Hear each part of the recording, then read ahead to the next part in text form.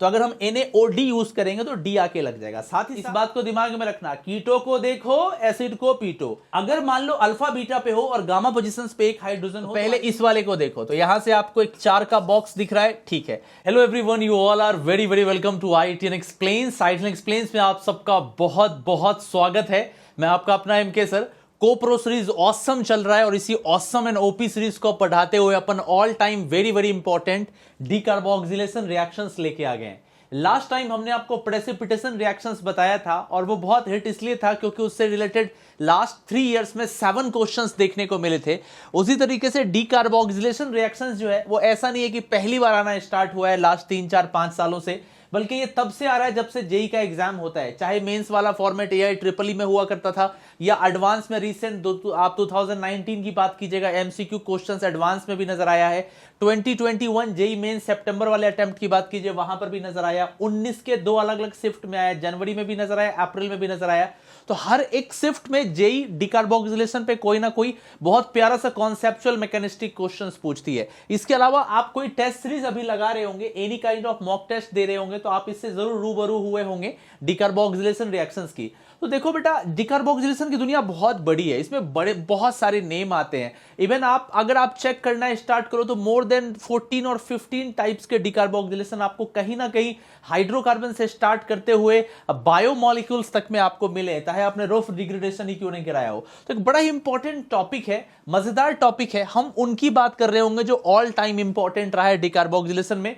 JEE और NEET दोनों बच्चे इसको देख सकते हैं। बहुत प्यारी सी वीडियो होने वाली है, आइए स्टार्ट करते हैं। आगे बढ़ने से पहले थोड़ा अपने बारे में आपको बता दूं, मैं आपका अपना MK सर तकरीबन 10 साल से पढ़ा रहा हूं। 3 साल हो गया अनअकैडमी प्लस पर लाइव पढ़ाते हुए। आपको 1000 से ज्यादा प्लस कोर्सेज मैंने आपको दे दिया है। 11 बेस्ट टीचिंग अवार्ड मिला है। रिसेंटली मुझे अवार्ड अनअकैडमी प्लस की तरफ से भी मिला है। मैंने एक इनऑर्गेनिक पे बुक लिखी है जिसपे 2 लाख से ज्यादा डाउनलोड है। अगर आप उसको चेक करना चाहते हैं तो www.iitnexplains.com पे जाइए, बुक्स एंड डाउनलोड्स में आप फटाफट डाउनलोड कर सकते हैं। ठीक है, चलो सेशन स्टार्ट करते हैं। ओके गाइस, फटाफट आते हैं, समझते हैं डीकार्बोक्सिलेशन रिएक्शंस क्या है। तो सबसे पहले आपको यह समझना होगा मतलब क्या है इसका। हम जो पढ़ रहे हैं उसका मतलब क्या है। उसका मतलब है डीकार्ब, मतलब आपको डीकार्बोक्सिलेशन कराने के लिए कार्बन डाइऑक्साइड को रिमूव करना होगा। अब कई बार ये डायरेक्टली हो जाता है, आप सीधा ही CO2 हटा सकते हो, या कई बार इनडायरेक्टली हो जाता है। तो मैं आपको दोनों दिखाता हूं, ठीक है। तो इसका जो मतलब है basically removal of carbon dioxide. इसका जो मतलब है वो है रिमूवल ऑफ कार्बन डाइऑक्साइड। अब ये डायरेक्ट भी हो सकता है, बोले तो सीधा हो सकता है। हम डायरेक्ट रिमूवल भी करा सकते हैं, हम सीधा CO2 को निकाल सकते हैं, या कई बार क्या होता है कि इनडायरेक्ट रिमूवल होता है। कई बार ये इनडायरेक्ट रिमूवल हो रहा होता है, घुमा फिरा के रिमूवल हो रहा होता है। जैसे हम कई बार इसको निकाल रहे होते हैं सोडियम कार्बोनेट के तौर पे, कई बार हम इसको निकाल रहे होते हैं कैल्शियम कार्बोनेट के तौर पे, कई बार कैडमियम कार्बोनेट के तौर पे निकाल रहे होते हैं, या MnCO3 के तौर पे निकाल रहे होते हैं, या कई बार ZnCO3 के तौर पे निकाल रहे होते हैं। तो डीकार्बोक्सिलेशन कई अलग अलग तरीके से आपको ऑर्गेनिक में नजर आता है। जरूरी नहीं कि हर बार सीधा CO2 के तौर पे ही नजर आएगा। अब देखो, यहां पे 2 इंपॉर्टेंट बातें आपको समझनी है। सबसे पहली बात है कि पहला जो डीकार्बोक्सिलेशन होता है वो आयनिक मैकेनिज्म के थ्रू होता है। मैं आपको समझाता हूं। पहला जो होता है वो आयनिक मैकेनिज्म के थ्रू होता है। एक डीकार्बोक्सिलेशन जो होता है बेटा वो रेडिकल मैकेनिज्म के थ्रू भी होता है। आपको दोनों मैं एक एक करके एक्सप्लेन कर रहा हूं। देखो, जब ये आयनिक मैकेनिज्म के थ्रू होता है तो यहां पे मोस्ट ऑफ द टाइम एक कार्ब एनायन इंटरमीडिएट बनता है, और रेडिकल मैकेनिज्म के थ्रू यहां पर एक रेडिकल इंटरमीडिएट का फॉर्मेशन होता है। कूल, बहुत ही बढ़िया। अब देखो, जैसे एग्जाम्पल के तौर पे मैं अभी थोड़ी देर में मैकेनिज्म पे भी आऊंगा। मान लो कि हमने CH3COOH लिया है, राइट, और हम डीकार्बोक्सिलेशन करा रहे हैं, ठीक है। हम इसको हीट कर रहे हैं, और हीट जब हमने किया तो यहां से कार्बन डाइऑक्साइड हट गया। अभी मैं बताऊंगा कैसे हुआ, और यहां से CH4 और CO2 आया है। क्या क्या कंडीशन है उस पर भी हम बात करेंगे। या मान लीजिए कि हमारे पास कुछ ऐसा है, यहां से CO है, यहां से COOH है। जब हम इसको हीट किए हैं तो यहां से कार्बन डाइऑक्साइड हट गया है और यहां से एसीटोन आया है। तीसरा केस ले लीजिए, मान लीजिए कि आपने यहां पे COOH लिया है, COOH है, मेलोनिक एसिड है, आपने हीट किया है, ये यहां से हट गया और एसिटिक एसिड का फॉर्मेशन हुआ है, हम यहीं पे लाके छोड़ दिए। ठीक है, देखो 3 एग्जांपल्स मैंने यहां पर आपको दे डाले हैं। इसके अलावा अगर आप मान लीजिए कुछ और केस लीजिए, जैसे कि डी पे एक छोटा सा एग्जांपल ले रहे हैं, मान लो हमने लिया है पीएच, सीएच, सीएच और यहां से सीओएच लिया है, सिनामिक एसिड लिया है, और हमने यहां पे पुट किया है Br2 CCl4 पुट कर दिया है। समझ में आ रही है बात? अच्छा, अब अगर हम इसको इसके साथ गर्म कर रहे हैं, हीट कर रहे हैं, तो यहां से हमको मिल रहा है pH, CH double bond CH Br। अब देखो यहां पर भी डिकार्बोक्सिलेशन हुआ है, ठीक है। और कुछ एग्जांपल लेते हैं। अब जैसे कि मान लो कि हम कुछ ऐसा एग्जांपल लेते हैं, यहां से CH3COH है और यहां से बीटा और गामा पे डबल बॉन्ड है। अब अगर हम हीट कर रहे हैं तो ये वाला यहां से डिकार्बोक्सिलेशन हो रहा है। मैं आपको बताऊंगा ये कैसे हो रहा है। प्रोपीन हो रहा है, यहां से कार्बन डाइऑक्साइड गैस निकल रही है। या कुछ एग्जांपल ले लेते हैं, जैसे कि मान लो यहां से हमने पिकोलिनिक एसिड ले लिया, COOH है, हमने इसको हीट किया है, ये यहां से हट गया और यहां से आपको pyridine आता हुआ नजर आ रहा है, ठीक है। या हम कुछ और एग्जांपल्स ले सकते हैं, जैसे एग्जांपल के तौर पे मान लो हमने एक ऐसा केस ले लिया है जहां पे यहां N लगा हुआ है, यहां भी N है, यहां भी N है, और यहां से आप देख रहे हो COOH है, COOH है और COOH है। और अगर हम इसको भी हीट कर रहे हैं तो यहां से देखो कुछ ऐसा नजर आ रहा है, N है, N है और यहां से N है, ये बनता हुआ नजर आ रहा है। सारे केसेस में जो भी ये आप केस देख रहे हो, ये सारे के सारे फॉलो कर रहे हैं कार्बेनाइनिक मैकेनिज्म को, एनाइनिक मैकेनिज्म को या आयनिक मैकेनिज्म को। कैसे कैसे फॉलो करें हम सब पे बात करेंगे, ठीक है। अच्छा, रेडिकल मैकेनिज्म में क्या हो सकता है, जैसे कि मान लीजिए कि हमने CH3 लिया, CO लिया है, O लिया और यहां से Ag सिल्वर सॉल्ट लिया, और हम इसको क्या कर रहे हैं, Br2 CCl4 के साथ गर्म कर रहे हैं। आपको पता होगा ना, बोरोडिन हुन्सडीगर रिएक्शन की बात कर रहे हैं, तो यहां से CH3 Br आ रहा है, यहां से कार्बन डाइऑक्साइड हट जा रहा है। या कुछ और एग्जाम्पल आपको समझाते हैं, जैसे फॉर एन एग्जाम्पल मान लीजिए कि आपने यहां से CH3 लिया, CH2 लिया, COONA लिया, राइट, और हम इसका क्या करा रहे हैं, कोलवे इलेक्ट्रोलिसिस करा रहे हैं। तो यहां से रेडिकल बनेगा CH3 CH2 CH2 CH3, क्या बना, नॉर्मल ब्यूटेन, ठीक है। या मान लीजिए एक और केस लेते हैं, यहां से पीएच ले लिया, CO है, O है, यहां से CO है और यहां से पीएच है, इसको डिफ्यूज सनलाइट में छोड़ दिया, यहां से एक कार्बन डाइऑक्साइड, दो कार्बन डाइऑक्साइड निकल गया, बाइफिनाइल बना और दो कार्बन डाइऑक्साइड। अब देखो बेटा, जब जब इलेक्ट्रिसिटी के प्रेजेंस में या लाइट के प्रेजेंस में या रेडिकल के प्रेजेंस में डिकार्बोक्सिलेशन होगा ना, 100% वो पक्का है कि वो रेडिकल मैकेनिज्म को फॉलो कर रहा होगा। तो देखो यहां पे जो आप मेका देख रहे थे, ये रेडिकल को फॉलो कर रहा था। यहां Br2 CCl4 के प्रेजेंस में जब आप हीट कर रहे थे, ये भी रेडिकल मैकेनिज्म को फॉलो कर रहा था। तो मैकेनिज्म तो बहुत सारे भरे पड़े हैं। ये जो आप एग्जांपल देख रहे हो ना, they are the very very important examples.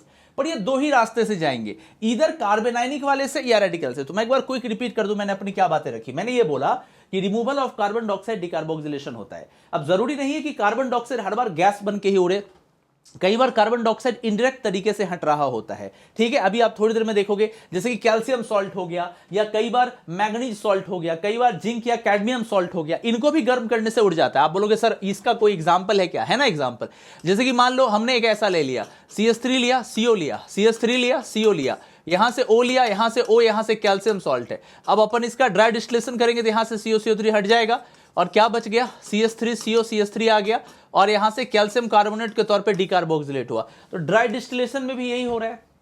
तो डायरेक्ट और इनडायरेक्ट दोनों से हो सकता है। अब दो मैकेनिज्म है यहां पे, एक है आयनिक मैकेनिज्म जिसमें कार्बेनाइन बनता है, एक है रेडिकल मैकेनिज्म जो रेडिकल के थ्रू जा रहा होता है। अब जैसे कि ये सब जो भी आप देख रहे हैं 80-90% जो भी मैकेनिज्म है वो कार्बेनाइनिक को फॉलो करते हैं। कुछ एक ऐसे हैं जैसे कोलवे इलेक्ट्रोलिसिस हो गया, जैसे कि आपका बोरोडिन हुन्सडीगर रिएक्शंस हो गया, जैसे कि आपका पेरोक्साइड लिंकेज वाले डिकार्बोक्सिलेशंस हो गए, तो जैसे बेंजोइल पेरोक्साइड वाला केस था। तो इन सब के केसेस में बेटा क्या होता है, रेडिकल मैकेनिज्म फॉलो होता है। आई होप बेसिक सबको समझ में आ गया होगा। ये तो शुरुआत है, अभी देखते जाओ क्या क्या होता है। ओके गाइस, नेक्स्ट पे आते हैं। ये है हमारा सोडा लाइम डिकार्बोक्सिलेशन, और ये वो चीज है जिसको 11th में आप सबसे पहले समझते हो, और ये हाइड्रोकार्बन टॉपिक के अंदर पहली बार आपको इससे मुलाकात होती है। जैसा कि नाम से ही क्लियर है, इसके अंदर हम क्या यूज कर रहे होते हैं, सोडा लाइम। लिख ले रहे हो यहां पे, यहां पर यूज किया जा रहा है सोडा लाइम। सोडा लाइम का मतलब है आप यहां पर यूज कर रहे हो NaOH और CaO, राइट। और इसके साथ हमको क्या करना होता है, हीट करना होता है। बिना हीट किए नहीं होगा, आपको गर्म करना होता है, राइट। ठीक है, परफेक्ट। अब देखो इसके अंदर क्या अपन कर रहे होंगे और इसका मैकेनिज्म क्या है। तो हम पहले आपको एक जनरल इक्वेशन समझा देते हैं। जैसे कि मान लीजिए RCOONA है, और अगर मान लो यहां पर हमने NaOH लिया और हम इसको हीट कर रहे हैं। हीट करेंगे तो देखो ये यहां से सबका सब गायब हो जाएगा और यहां से आ जाएगा RH और साथ में क्या बन रहा होगा, सोडियम कार्बोनेट Na2CO3 आ रहा होगा। ठीक है, परफेक्ट है। अब यहां कुछ चीजें दिख रही है, जैसे कि हाइड्रोजन जो आ रहा है वो NaOH से आ रहा है, तो शुरुआत है, अभी देखो आगे क्या क्या होता है। अब मैं आपको यहां पर मैकेनिज्म दिखाता हूं, इसका मैकेनिज्म क्या है और ये काम कैसे करेगा समझना। एग्जाम्पल के तौर पे बच्चा, जैसे कि यहां से हमने RCOONA ही ले लिया है, NaOH से क्या निकल रहा होगा, OH माइनस, और ये OH माइनस क्या करेगा, इस पर अटैक करेगा, बॉन्ड ऊपर की तरफ जाएगी। ऐसा करने से O के ऊपर माइनस आ रहा होगा, यहां पे ONA आएगा और यहां पे OH आएगा, कूल। ये अंदर की तरफ आएगा, R माइनस यहां से हट जाएगा। ये जो स्टेप आएगा ये slow and rate determining step है, धीमा स्टेप है, और ऐसा करने से R माइनस बन रहा है बेटा, और यहां से CO आ रहा है, ONA आ रहा है, OH आ रहा है, माइनस H को कैच कर लेगा और यहां से हाइड्रोकार्बन के तौर पे RH बनेगा और ये बाद में जाके Na2CO3 आ जाएगा। अब देखो इंटरेस्टिंग बात ये है कि आप जिस हाइड्रोजन को हटा रहे थे, ये हाइड्रोजन कहां से आया था, यहां से, और ये OH कहां से आया था, तो बेस से आया था। मतलब हम ये बोल सकते हैं कि इस रिएक्शन में जो H है, H कम्स फ्रॉम बेस, ये बेस से आता है। बड़ी ही चौंकाने वाली बात है, अगर मैकेनिज्म नहीं पता है तो फंस जाइएगा। तो इसका ये भी मतलब हो सकता है बच्चों कि अगर हम यहां पे ना ऐसा कुछ कर ले, जैसे कि मान लो हमने ले लिया CH3 CH2 और COONA ले लिया, और रिएक्शन हम करा देते हैं NaOD के साथ, सोडियम ड्यूट्रॉक्साइड के साथ, तो देखो यहां से ये हट रहा होगा और जो प्रोडक्ट बनेगा ना वो ये CH3 CH2D के साथ आ रहा होगा। ये बहुत ही मजेदार और बहुत खूबसूरत बात थी। ठीक है, ये आपको समझना होगा। अब देखो ये वाला बॉन्ड जो टूटना है ना, ये स्लो स्टेप है, रेट डिटरमाइनिंग स्टेप है। तो हम ये भी बोल सकते हैं कि जो रेट ऑफ डीकार्बोक्सिलेशन होगा, लिख लो, जो रेट ऑफ डीकार्बोक्सिलेशन होगा वो क्या होगा बच्चों, डायरेक्टली प्रोपोर्शनल होगा स्टेबिलिटी ऑफ कार्ब एनायन का। कार्ब एनायंस आपका जितना ज्यादा स्टेबल होगा, रेट उतना तेज होगा, मतलब उतनी आसानी से बॉन्ड टूटेगा और वो हट जाएगा। अब आइए इसको इंप्लीमेंट करके देखते हैं कुछ एक केसेस में कि सचमुच में ये काम करता है क्या। चलो एक एग्जांपल लेते हैं, जैसे CCl3 COONA, CF3 COONA, CH3 COONA, CH3 का होल थ्राइस COONA। हमने 4 तरह के यहां पे देखिएगा सॉल्ट लिए हैं।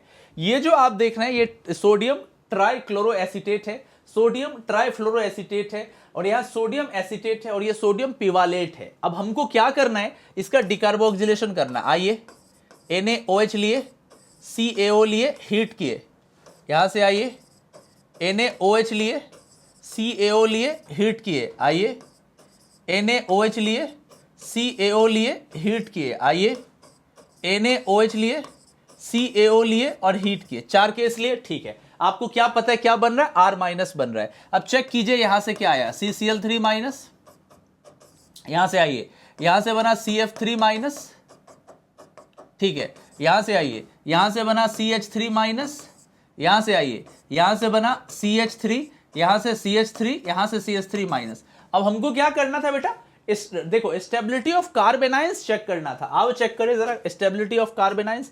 तो यहां से क्या दिख रहा है आपको, ये क्लोरीन है, क्लोरीन के पास वेकेंट d ऑर्बिटल्स है और -I भी है, तो यहां से -I भी लग रहा है और बैक बॉन्डिंग भी लग रही है, दोनों लग रही है, यहां से यहां से यहां से आ सकता है।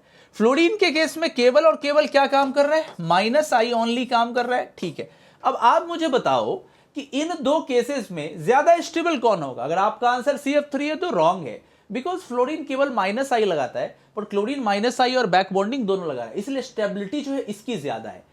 अब आओ थर्ड में तो ना धकेलने वाला ग्रुप है ना खींचने वाला ग्रुप है, कुछ भी नहीं है, पुश एंड पुल कुछ है ही नहीं।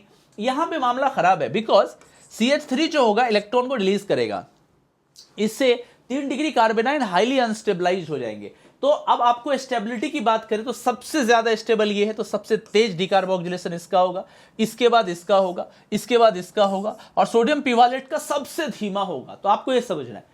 अब अगर मान लो कि कार्बेनाइन बहुत ही ज्यादा स्टेबलाइज्ड हो जाए तो आपको सोडा लाइम की भी जरूरत नहीं पड़ेगी। जैसे मैं आपको एग्जांपल देता हूं, अब मान लो कि एक हम केस ऐसा लेते हैं, बड़ा प्यारा सा केस है, यहां पे Br लगाए, यहां डबल बॉन्ड है और यहां से COOH है। अब अगर इसको मैं हीट करूं तो सोडा लाइम की जरूरत ही नहीं है। क्यों?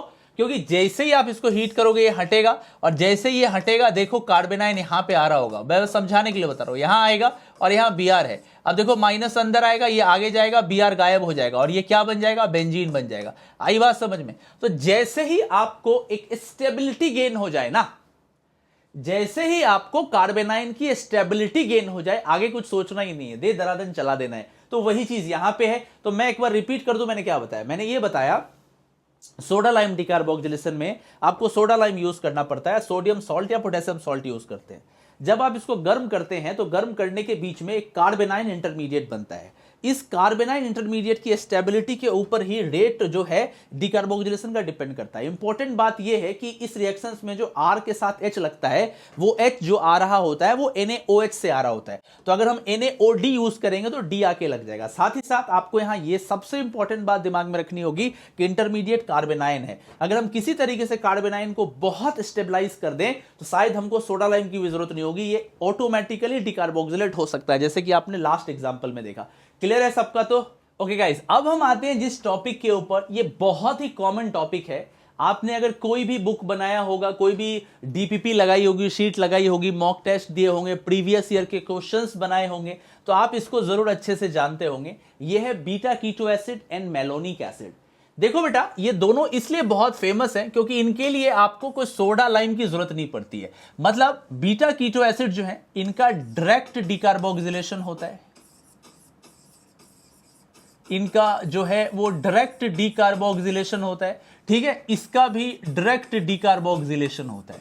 मतलब हमको सिर्फ और सिर्फ क्या करना है, इसको हीट कर देना है। ये क्या होते हैं? जनरली सिरपी एसिड्स होते हैं। ये क्या होते हैं? गाढ़े सिरपी एसिड्स होते हैं, जिसको हल्का सा वार्म कर दोगे तो ये ऑटोमेटिकली कार्बन डाइऑक्साइड को रिलीज करने लग जाते हैं। अब सवाल पैदा होता है कि ऐसा ये क्यों करते हैं, इनके साथ सोडा लाइम क्यों नहीं लगता? आखिर गर्म करने से ही ऐसा क्या होता है? बहुत सारे एग्जांपल्स आज आने वाले, जस्ट वेट। देखो, तो इसका जो रीजन है, एक है इसका मेजर रीजन है 6 membered chelation stabilised by H bonding. यहां पर 6 मेंबर्ड किलेशन होती है जो कि स्टेबिलाइज्ड होती है हाइड्रोजन बॉन्डिंग के थ्रू, दोनों ही केसेस में।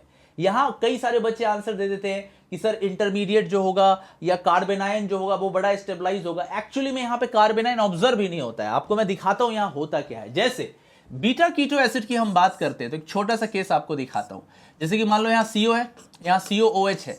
अब देखो, सिर्फ हीट करोगे ना तो देखो ये अल्फा है, ये बीटा कीटो एसिड है, ये ऑटोमेटिकली यहां से हट जाएगा, कार्बन डाइऑक्साइड उड़ गया और यहां से आ गया एसीटोन। ठीक है, अच्छा, अब सवाल पैदा होता है कि ये काम कैसे किया। आओ वो दिखाते हैं। मेका पे आओ, मैकेनिज्म देखो, मैकेनिज्म पे आओ।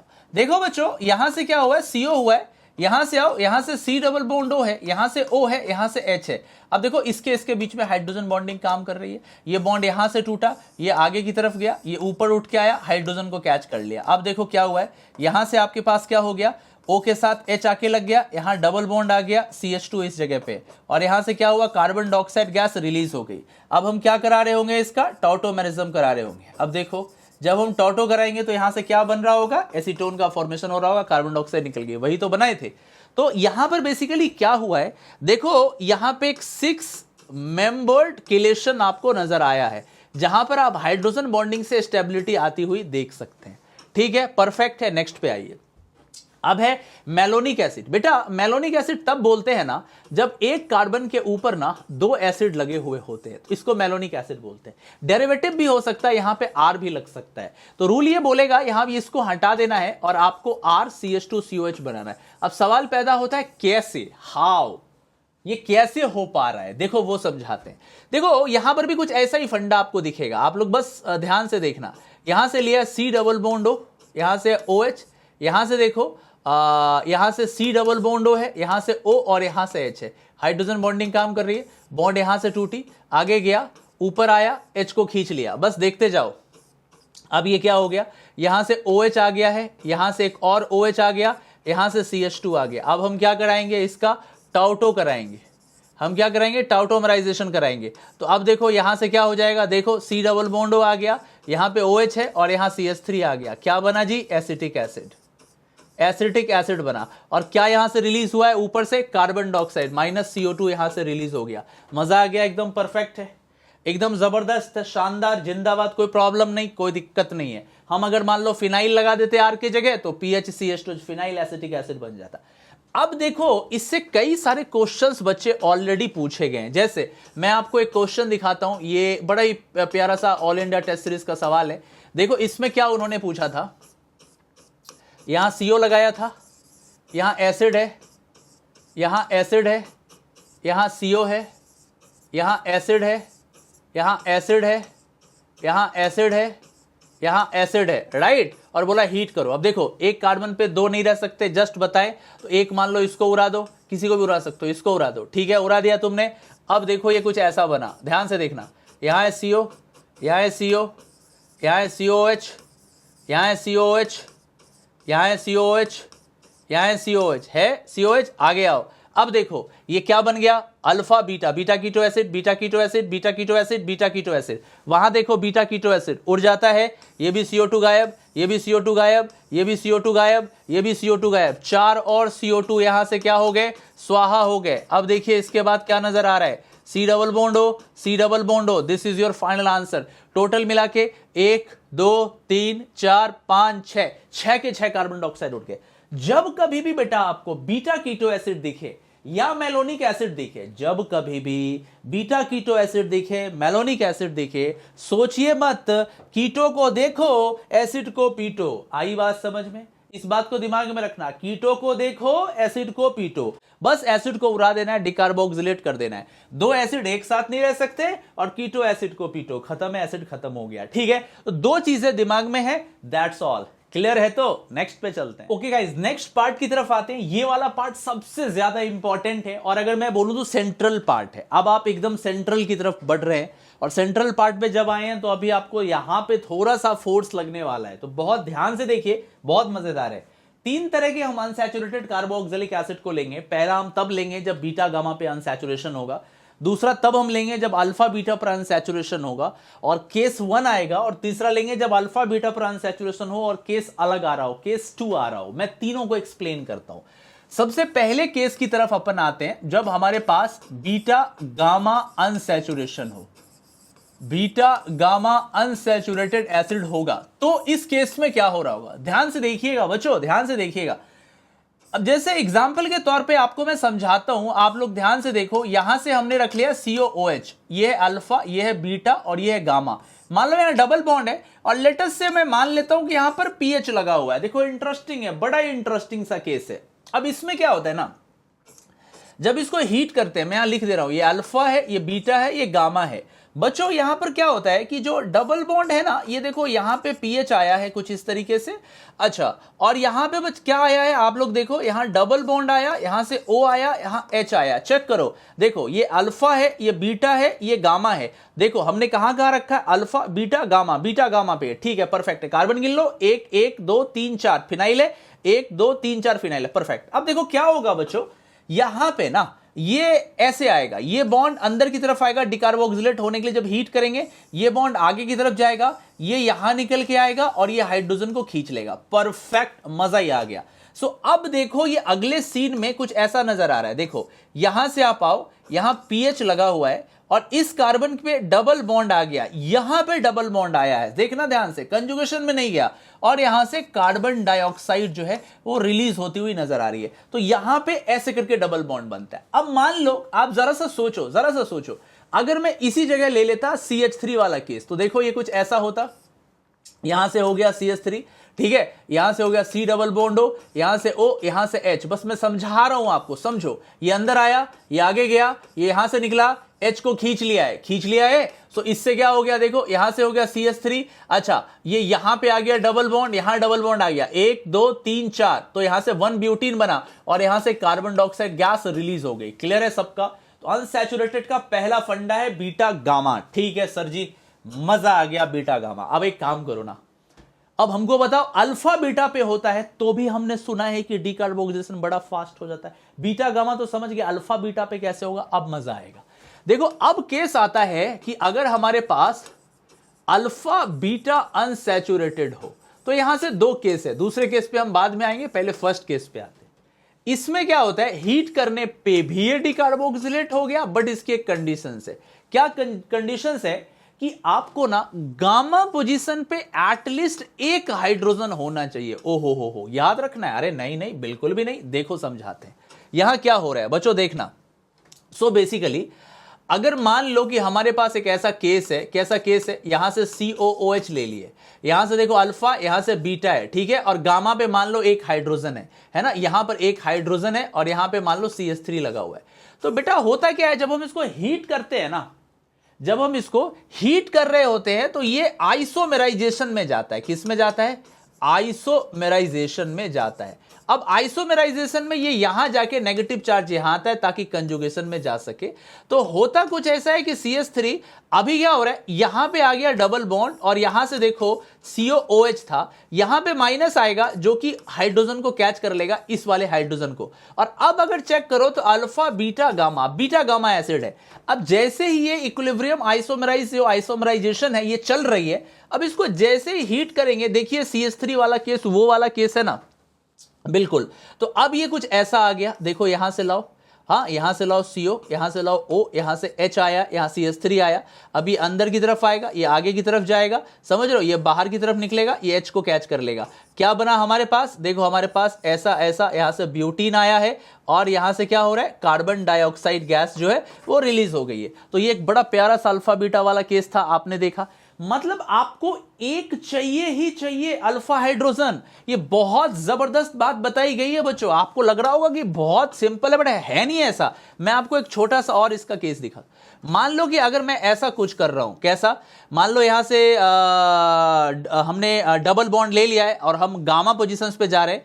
तो ऐसे करो, यहां से ले लिया C डबल बॉन्ड OH, ये देखिए आपका रहा अल्फा, ये रहा बीटा और ये रहा गामा। यहां मिथाइल है, यहां मिथाइल है, यहां मिथाइल है। देखो हम इस वाले केस में क्या देख रहे थे, अल्फा बीटा गामा, इस गामा वाले पोजीशंस पे एटलीस्ट एक अल्फा हाइड्रोजन था, पर यहां हमने हटा दिया। आप इसका अगर कीजिएगा, अगर आप हीट करके निकालिएगा, नहीं निकलेगा, आपको यहां पे सोडा लाइम डिकार्बोक्सिलेशन की जरूरत पड़ेगी, अदरवाइज आंसर नहीं आएगा। ठीक है, अच्छा तीसरा एक केस है कि अल्फा बीटा अनसैचुरेटेड ही है, बट इस बार हम अलग है। इससे ना एक JEE एडवांस का PYQ आया है, इससे एक JEE एडवांस का प्रीवियस ईयर क्वेश्चन भी आया। मैं दिखाता हूं कैसे। हम ले लेते एक बहुत ही फेमस सा एसिड, सिनामिक एसिड। हमने कुछ और भी फेमस एसिड लिए हैं, अगर आप देखिएगा तो ये वाला जो एसिड था 1 2 3 4, अगर हम 4 लेते तो ये क्रोटोनिक वाला बन सकता था, तो प्रोपीन आता। तो ऐसे बहुत सारे केसेस, बहुत बढ़िया बढ़िया केसेस बन जाते हैं। अब देखिए इस एसिड है, हमको क्या करना है ना, इसमें Br2 डालना है, CCl4 डालना और हीट कर देना। अब देखिए डिकार्बोक्सिलेशन का एक नया ही मेथड आप अभी सीखने जा रहे हैं। अब ये क्या करेगा ना, देखो ये PH है, CH है, CH है, COOH है, यहां से Br आया, पॉजिटिव आया। अब जब आप गर्म कीजिएगा तो ये वाला बॉन्ड अंदर की तरफ आएगा, ये टूट के आगे जाएगा, Br निकल जाएगा। तो यहां से हो गया PH CH, यहां से हो गया डबल बॉन्ड CH Br। अब यहां तक आ गया, डिकार्बोक्सिलेशन आपका हो चुका है। गाइज आपको पता है, अब बोलोगे दूसरा Br कहां गया, इस वाले H के साथ -HBr बना लिया। पता है इससे क्या पूछा गया था एग्जाम में, JEE एडवांस में बोला था कि सोडामाइड के साथ इसको गर्म करोगे तो क्या होगा, तो फिर से एक E2 हो जाएगा और HBr निकल के ये बना लेगा PHC ट्रिपल बॉन्ड CH, है ना। इसके बाद सोडामाइड के साथ एक बार एसिड बेस रिएक्शंस हो जाएगी, PHC triple bond C minus और Na प्लस बन रहा होगा। सो मैं कंक्लूड कर देता हूं। 3 चीजें मैंने आपको बताई। पहला मैंने बताया कि बीटा गामा पे अनसैचुरेशन होगा तो फटाफट निकल जाएगा। देखा तुमने इसमें कैसे काम कर रहा है। अगर मान लो अल्फा बीटा पे हो और गामा पोजीशंस पे एक हाइड्रोजन हो तो आइसोमराइजेशन के थ्रू ये डिकार्बोक्सिलेशन में चला जाता है। आइसोमराइजेशन ऑटोमेटिकली चलता रहता है, आप इक्विलिब्रियम में देखते हो। डिकार्बोक्सिलेशन होने से गैस निकल गई है, इससे एंट्रोपी बढ़ी और रिएक्शन फॉरवर्ड डायरेक्शन में चला गया और ये जो इक्विलिब्रियम थी ऑटोमेटिकली आगे मूव कर गई है। ठीक है, दूसरा था कि अगर मान लो अल्फा बीटा पर अनसैचुरेशन है, हम इस पे ब्रोमीन डाल देते तो भी रिएक्शन फॉरवर्ड में चला जाता। आप मुझे बताओ, है ना ये कमाल का, है ना एकदम कमाल का, ये जो तुम देख रहे हो एकदम असाधारण चीज दिखी है आपको। ठीक है जी हाँ, नेक्स्ट पे चलते हैं। ओके गाइस, नेक्स्ट टॉपिक की तरफ आते हैं। ये है हेट्रोसाइक्लिक एसिड या हेट्रोसाइक्लिक कार्बोक्सिलिक एसिड। अब देखो ये बच्चों का एक वीक पॉइंट होता है। कई बार डाउट्स मैंने देखे ऑफलाइन और ऑनलाइन में कि सर हमको ना pyridine में कहीं पे एसिड लगा देता है और बोलता है कि बताओ डिकार्बोक्सिलेट होगा या नहीं होगा, या मान लो फ्यूरान में लगा देता है सर जी, या मान लो ट्राइजीन में लगा देता है और बोलता है कि बताओ होगा या नहीं होगा, कैसे पता चलेगा कि होगा या नहीं होगा? या सोडा लाइम की डिकार्बोक्सिलेशन जरूरत पड़ेगी या नहीं पड़ेगी, या हीट करने पर ही हो जाएगा?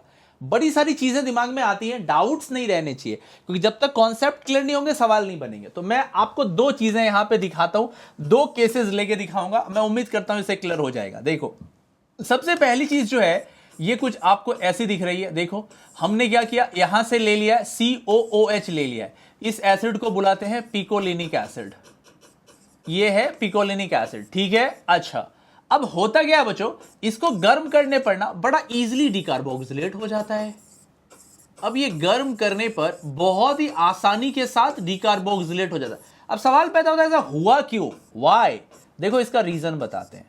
देखो यहां से क्या हो रहा है ना, C डबल बॉन्ड O है, यहां से O, यहां से H है, यहां से हाइड्रोजन बॉन्डिंग काम कर रहा है, ठीक है। ये इधर गया और ये यहां से टूट गया। अब देखो आपको ये pyridinium आयन का फॉर्मेशन हुआ है, यहां से आके H लगा, यहां पर पॉजिटिव है और जस्ट एडजेसेंट पोजीशंस पे नेगेटिव है। नेगेटिव H को कैच कर लिया, इंट्रामोलिकुलर प्रोटॉन एक्सचेंज है, ऐसा किया तो और यहां से क्या बनता हुआ नजर आया, pyridine बनता हुआ नजर आया और कार्बन डाइऑक्साइड गैस जो है यहां से वो रिलीज हो गई। तो ये जो आप देख रहे हो ना डिकार्बोक्सिलेशन को, ये पिकोलिनिक वाला केस आपको नजर आ रहा है।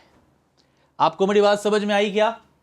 बिल्कुल बात समझ में आ गई होगी, ठीक है। यही सेम चीज ना गाइस फ्यूरोइक एसिड में भी होती है। देखो अगर मान लो कि मैं यहां से 2 फ्यूरोइक एसिड लेता हूं, COOH है, यहां पर भी कुछ ऐसा ही काम करता है, ये अंदर की तरफ गया, ये यहां से टूटा है तो ये कुछ ऐसा बन जाएगा, यहां से O आ गया, यहां से H लगा हुआ है, यहां पर पॉजिटिव आया, यहां पे नेगेटिव है, नेगेटिव हाइड्रोजन को कैच करेगा और कैच करने के बाद ये कुछ ऐसा नजर आ रहा होगा, ठीक है। परफेक्ट, एकदम परफेक्ट समझ में आ रहा है। यहां से भी डिकार्बोक्सिलेशन होकर CO2 उड़ गया।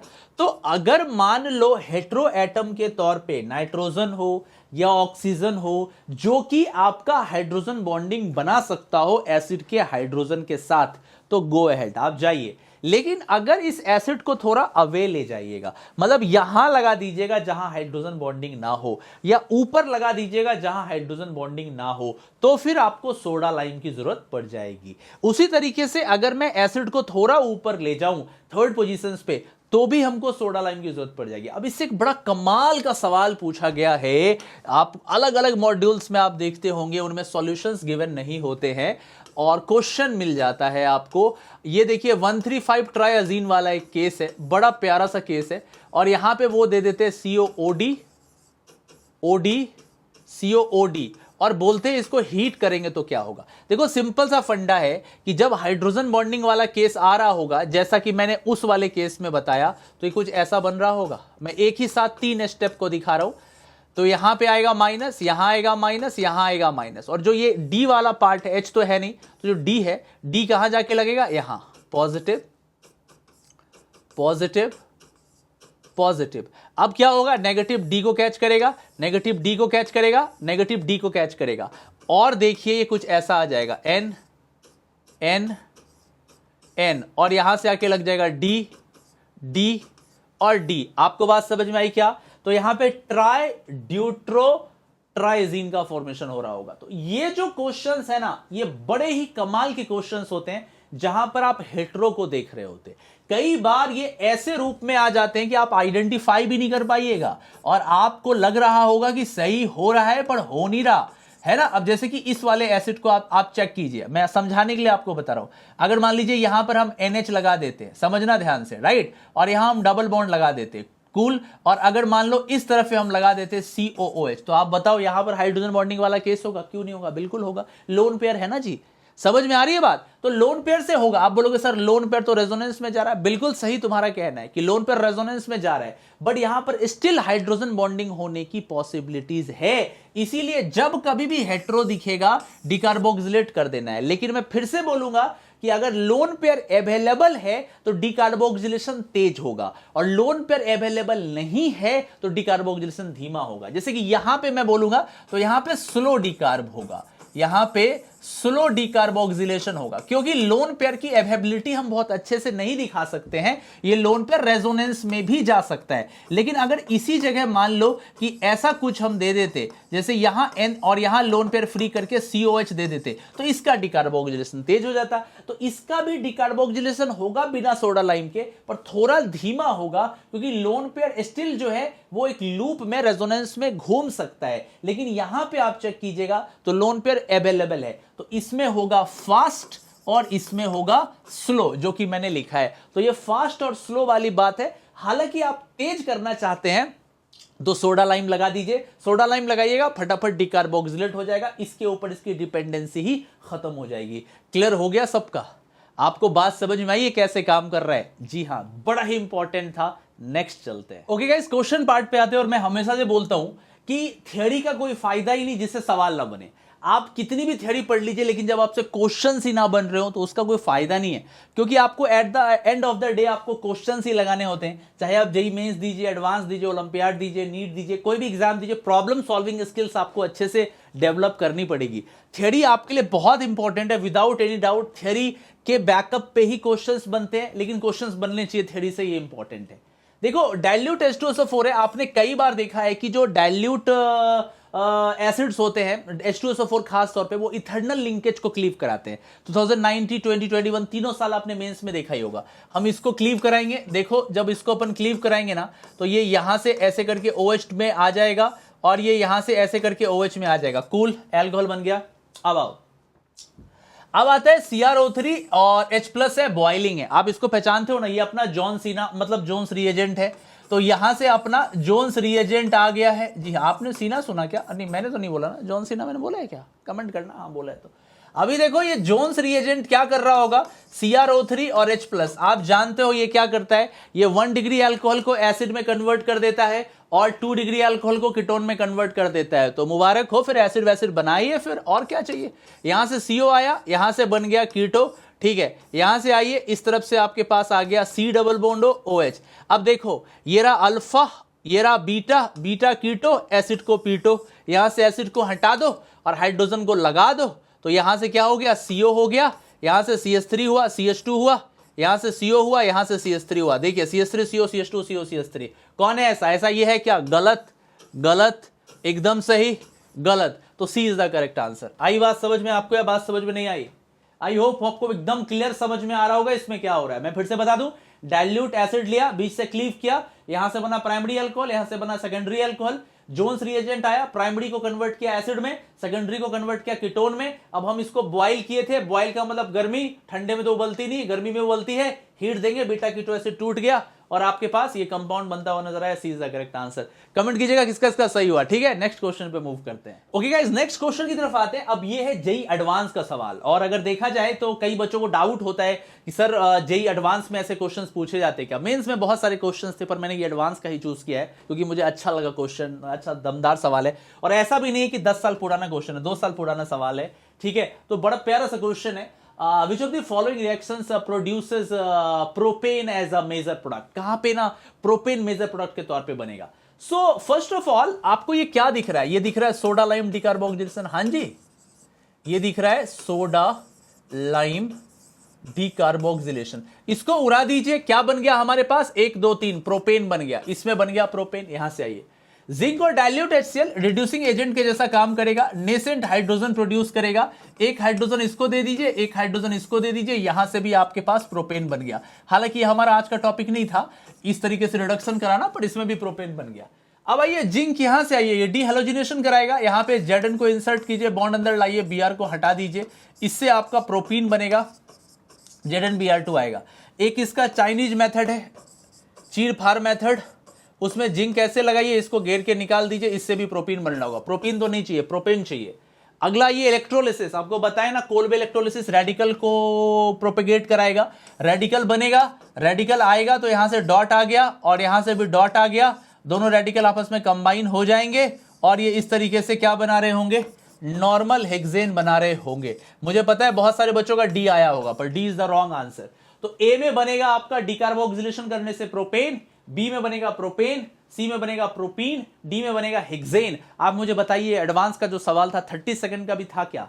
क्या ये जेई एडवांस का सवाल 30 सेकंड का भी था? देखते साथ आप डिकार्बोक्सिलेशन के क्वेश्चंस को बोल दिए थे कि वो वाला प्रोपेन बनेगा, ये वाला हेक्सेन बनेगा, इसमें प्रोपेन आएगा, इसमें प्रोपीन आएगा। तो कॉन्सेप्ट अगर पता हो ना तो क्वेश्चन डिफिकल्ट नहीं होते। नेक्स्ट पे चलते हैं। ओके गाइस, नेक्स्ट क्वेश्चन पे आते हैं इंटीजर टाइप। तो पहला सवाल मैंने आपको सिंगल करेक्ट कराया था। अगर आप देखिएगा ये वाला क्वेश्चन जो था सिंगल करेक्ट था, ये वाला क्वेश्चन जो था मल्टीपल करेक्ट था, और ये वाला क्वेश्चन इंटीजर टाइप है। मतलब आपको तीनों फील यहां पर देने की कोशिश मैं कर रहा हूं। और अब KMnO4 एक्सेस के साथ कितने इक्विवेलेंट CO2 निकलेंगे, आओ देखते हैं। KMnO4 क्या है? एक बहुत ही पावरफुल ऑक्सीडाइजर है। हाँ जी, अरे है या नहीं है? ये एक बड़ा ही शक्तिशाली ऑक्सीडाइजिंग एजेंट है। तो आ जाओ निपटाते हैं फिर इसको। ये सबको उड़ा पोड़ा देगा, किसी को नहीं छोड़ेगा, सबको निपटा देगा। सो देखो कैसे करेगा। यहां से क्लीव करेगा एसिड, क्लीव करेगा एसिड, क्लीव करेगा एसिड, क्लीव करेगा एसिड, क्लीव करेगा। यहां पर एसिड नहीं बनेगा।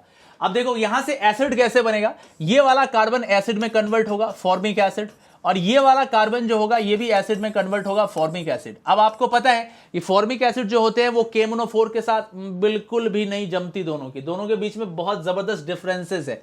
क्यों? क्योंकि फॉर्मिक एसिड जो है ना वो एक तरफ से एल्डिहाइड जैसा दिखता है, जो कि KMnO4 को पसंद नहीं है। ये इसको फिर से ऑक्सीडाइज कर देगा COOH में, और ये टूट जाएगा H2O में प्लस CO2 में। तो ये फर्दर टूट जाएगा किसमें? H2O CO2 में, एक CO2।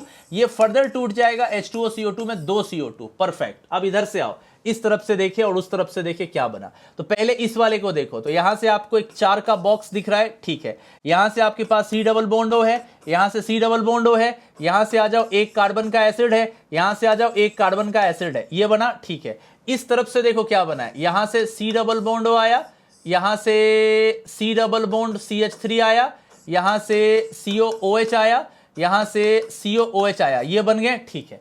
आप बोलोगे कि सर हो गया क्या? अरे नहीं, रुको, कहानी में अभी तो ट्विस्ट है। अब जरा चेक करो, ये है अल्फा, ये है beta, beta keto acid, beta keto acid को पीटो, बीटा कीटो एसिड को पीटो, तो 2 CO2 यहां से और निकल गए। हाँ जी, अब देखो यहां से क्या हो गया, C double bond O, C double bond O, ये भी जबरदस्त है। अब इसको अपन चेक करते हैं जरा सा। इसको देखो, यहां पर क्या है, alpha beta, beta keto acid को पीटो, बीटा कीटो एसिड को पीटो, यहां से भी एसिड को पीटो, एसिड को पीटो, निकाल दो। सो यहां से बन गया C डबल बॉन्ड O, है ना, और यहां से भी आ गया आपके पास COCH3।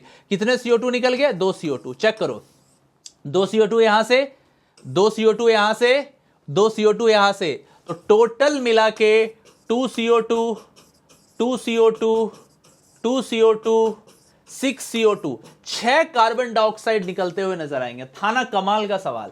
Integer type question, correct answer is 6। That was incredible questions जो कि चेक कर रहा था डिकार्बोक्सिलेशन को। बड़े प्यारे प्यारे एक्सक्लूसिव क्वेश्चंस है जो मैं आपको कराता हूं। अब आगे आते हैं। अभी ये सबसे इंपॉर्टेंट इंफॉर्मेशन है। जैसा कि आपको पता है हमारे सारे के सारे कोर्सेज जो है अनअकैडमी प्लस पर चल रहे हैं, और अनअकैडमी प्लस पर पढ़ने के लिए आपको प्लस का सब्सक्रिप्शन लेना होगा। यहां पर मेरे 11th के 12th के ड्रॉपर्स के सारे कोर्सेज हैं, और मेरे जैसे बहुत सारे एजुकेटर्स हैं जो यहां पर ऑसम पढ़ा रहे हैं। और एक सब्सक्रिप्शन लेके आप इन सारे के सारे एजुकेटर के कोर्सेज को देख सकते हैं, सारे डाउट क्लियरिंग क्लासेस आप देख सकते हैं, अपने डाउट्स आस्क के डाउट पूछ सकते हैं, फोटो क्लिक करके भेज सकते हैं। 100 ऑफ फीचर्स है, रैंक प्रिडिक्ट कर सकते हैं, PYQ के टेस्ट दे सकते हैं, सारे मॉक टेस्ट को चेक कर सकते हैं, सब आपको एक सिंगल सब्सक्रिप्शन से मिल जाता है। तो ये जो अभी ऑफर चल रहा है ना, ये बड़ा ही कमाल का ऑफर है। इसमें देखिएगा अभी 24 महीने के साथ, 12 महीने के साथ अच्छा खासा ऑफर पे 40%, 42% का आपको डिस्काउंट मिलता है। तो जब भी आप प्लस पे आए, आप यूज करें कोड हमारा IITN एक्सप्लेन्स, आप इसको यूज कीजिएगा, आपको मैक्सिमम डिस्काउंट मिलेगा। ठीक है, आप बोलोगे अभी कोई बैचेस हैं क्या? हमारा एक रीसेंट बैच स्टार्ट हुआ है, इवॉल्व बैच, जो कि 12 वाले स्टूडेंट्स के लिए। तो अगर आप JEE 23 में देने वाले हैं 2023 में, तो आप इस बैच को ज्वाइन कीजिए। ये रिसेंटली 2 दिन पहले ही अपन स्टार्ट किए। बहुत शानदार इनक्रेडिबल बैचेस है, जहां इंडिया के बेस्ट फेसेस आपको मिलते हैं, जो कि यहां आपको पढ़ा रहे टॉप एजुकेटर्स हैं। अगर आप जुड़ना चाहते हैं, कोड यूज कीजिए IITN एक्सप्लेन्स। इसके अलावा IIT JEE का मेगा कॉम्बैट, ये मैंने इस बार बनाया, और मैं जब भी कॉम्बैट बनाता हूं आप देखते ही हो कितना बूम रहता है। मतलब नेक्स्ट लेवल का इस बार बनाया गया कॉम्बैट। 22, 23, 24 तीनों के तीनों बच्चे इस कॉम्बैट में आ सकते हैं।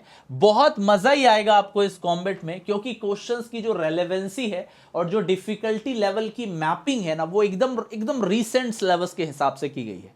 आप बहुत एंजॉय करोगे इसको। ये पूरी तरीके से फ्री है, इसमें कोई पैसे नहीं लगते। अगर आपको सब्सक्रिप्शन लेने के लिए पैसे नहीं है, पर आपके पास टैलेंट है, तो टैलेंट की कद्र करता है अनअकैडमी। यहां पे आपको 90% तक का स्कॉलरशिप आपको मिल जाता है। 90% तक का स्कॉलरशिप है, मतलब 1 साल का सब्सक्रिप्शन लेने में आपको शायद 2000 रुपए भी ना लगे पूरे 1 साल के लिए। अगर आप में टैलेंट है, गो अहेड, इस टेस्ट को लिखिए। 29 मई को 11 बजे सुबह में होगा। कैसे टेस्ट को लिखना है, तो आप कोशिश कीजिए कि एक नए आईडी के थ्रू आइए, आप फोन लीजिए, नंबर डालिए, मेल डालिए, अनअकैडमी लर्नर जो ऐप है उसको डाउनलोड कीजिए, और वहां पे मैं आपको डिस्क्रिप्शन में कॉम्बैट का लिंक दे दूंगा, उस पर क्लिक कीजिए और जाइए और कॉम्बैट को दीजिए। आपको बहुत स्कॉलरशिप जीतने के चांसेस है, बहुत कुछ मिलता है, लैपटॉप भी मिलते हैं आपको, बहुत कुछ मिलता है, एक्साइटिंग रिवॉर्ड्स वगैरह मिलते हैं। ठीक है, इसके अलावा एक और बच्चों की प्रॉब्लम है कि हमको प्रीवियस ईयर के क्वेश्चंस ना टेस्ट देने हैं, कहीं फ्री में मिल सकते हैं क्या? जी हाँ, अनअकैडमी पे वो मिलता है। आप मंडे टू सैटरडे 8 बजे शाम में डेली इस टेस्ट को दे सकते हैं, ये पूरी तरीके से फ्री है। तो आप PYQ टेस्ट को बिल्कुल देखिए, आप गूगल पे सर्च कीजिए इसको एंटर करके, या लिंक भी मैं नीचे दे दूंगा। अगर आप इस टेस्ट को देने आए और अगर आपसे कोड मांगा जाता है, पूरी तरीके से फ्री है कोड, IIT एक्सप्लेन्स यूज कीजिएगा। ठीक है, इसके अलावा कई बच्चे बोलते हैं कि रैंक प्रिडिक्ट कहां पे कर सकते हैं, तो आप रैंक प्रिडिक्ट भी अनअकैडमी पे आप कर सकते हैं। आपको आपके नंबर के स्कोर के आधार पे आपका एस्टिमेटेड परसेंटाइल बता दिया जाएगा, कितना से कितना आपका बन सकता है। ठीक है, तो ये कुछ बहुत बड़ी चीजें हैं। इसके अलावा ब्रेनांजा और लक्ष्य आपका है, और मैं आपको बता दूं एक बहुत बड़ा अनाउंसमेंट आने वाला है, बहुत जल्दी, मजा ही आएगा आपको। ठीक है, तो ट्यून रहिए और हमको जरूर बताइएगा एक बार आपका बेस्ट वाला क्वेश्चन कौन सा था, आपका सबसे बेस्ट आज का सवाल कौन सा था, आप लोग कमेंट में जरूर बताइएगा। मुलाकात आपसे बहुत जल्दी होती है, तब तक अपना ख्याल रखिए और मेहनत करते रहिए, खूब पढ़ते रहिए, आगे बढ़ते रहिए। ठीक है, thank you very much and bye.